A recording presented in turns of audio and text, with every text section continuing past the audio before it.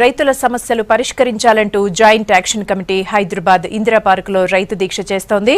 JAC chairman Kodandaram, విద్యార్థి సంఘాలు, విద్యావంతులు, పౌర హక్కుల సంఘాలు, అలాగే రైతు సంఘాల నేతలు, మేధావులు ఈ దీక్షకు సంఘీభావం తెలిపారు.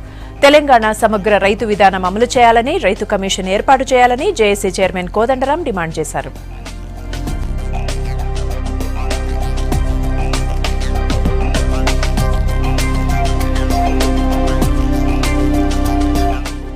అనేక సమస్యలతోని రైతు సతమతమవుతున్నాడు.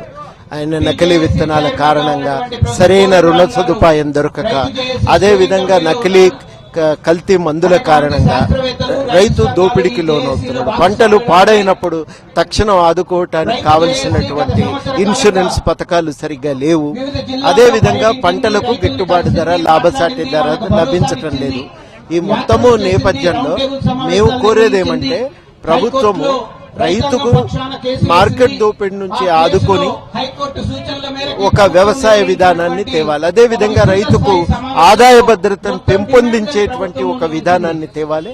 ఆ లక్ష్యంతో ఒక వ్యవసాయ విధానాన్ని రూపొందించమని కోరుతున్నాం. ఆ వ్యవసాయ విధాన సాధన కొరకే ఇవాళ మేము దీక్ష చేస్తున్నాం. సమస్యలు అనేకం ఉన్నాయి.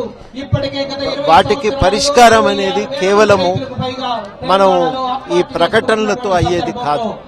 ఇప్పుడు ప్రభుత్వము వ్యవసాయం ఖరీఫ్ చేస్తూ అయింది, రబ్బీకి కావలసిన పంటల గురించి ప్రణాళికలు ఎప్పుడు ప్రకటిస్తారు, ఈసారి ప్రకటిస్తారు. ఇవన్నీ తాత్కాలికంగా ఉపశమనం కలిగించే విషయాలే కానీ రైతులు ఎదుర్కొంటున్న సమస్యలకు శాశ్వత పరిష్కారాన్ని చూపలేవని మేము చెప్పదు.